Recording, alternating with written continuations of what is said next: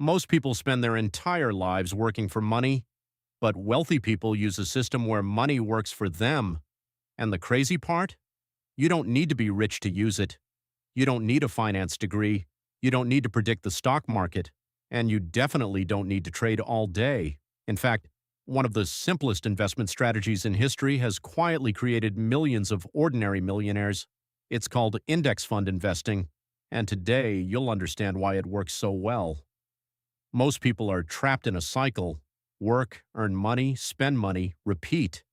They save small amounts in bank accounts, while inflation slowly destroys the value of their savings every year.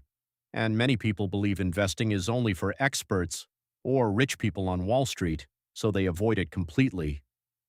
But meanwhile, the wealthy are quietly buying assets that grow over time, and one of their favorite tools is surprisingly boring: index funds. An index fund is basically a basket of many companies combined into one investment. Instead of betting on one company, you buy tiny pieces of hundreds of companies at once. For example, the S&P 500 index contains some of the biggest companies in America, like Apple, Microsoft, Amazon, Google, Meta. When those companies grow, your investment grows too.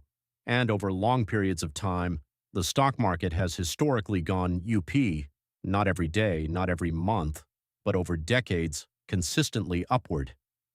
Imagine two people. Rahul saves 5,000 rupees every month in a bank account. Aman invests 5,000 rupees every month into an index fund. At first, their lives look exactly the same. But after years pass, something incredible happens. Because Aman's money is compounding, his returns begin generating more returns, and eventually the growth becomes explosive.